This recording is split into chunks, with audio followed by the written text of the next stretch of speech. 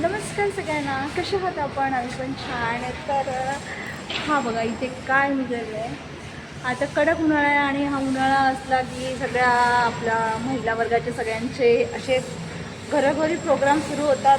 मसाला, पापड, आरोडे, कुरवडे, सांडगे, ह्याव त्याव काय काय असतं बापरे.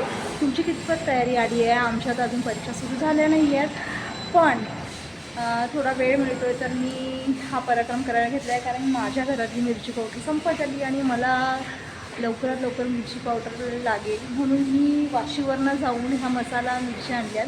मसाला नाही करायचा आहे, मला फक्त मिरची पावडरच करायची आहे आणि त्यासाठी मी तयारी करते.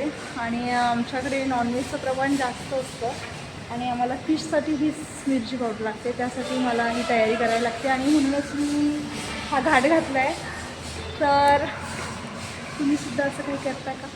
आणि आमच्या इथे काही अंगण नाही आहे, त्यामुळे मी अशा खूप उंच ठिकाणी आली आहे जिथे रेफ्यूज एरिया म्हणतात त्या गोष्टी जागेला, आणि त्या ठिकाणी मी आली आणि तिथे मी ह्या मिरच्या सुकट टाकल्या आहेत. आणि माझी मुलं मला खूप ओरडतात, असं रेफ्यूज एरियामध्ये जाऊन करायचं नाही कारण तिकडे कॅमेरे वगैरे लागलेले असतात.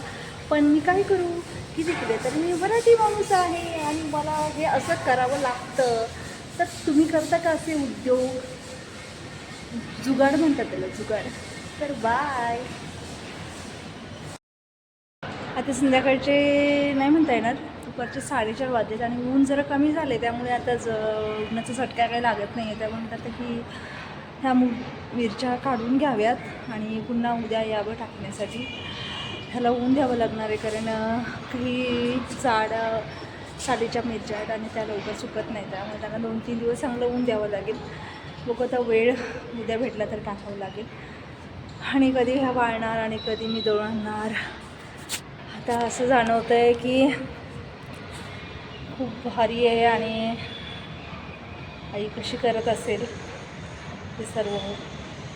बापरे, कठीण आहे सगळं हे. चला ठेवते, बाय.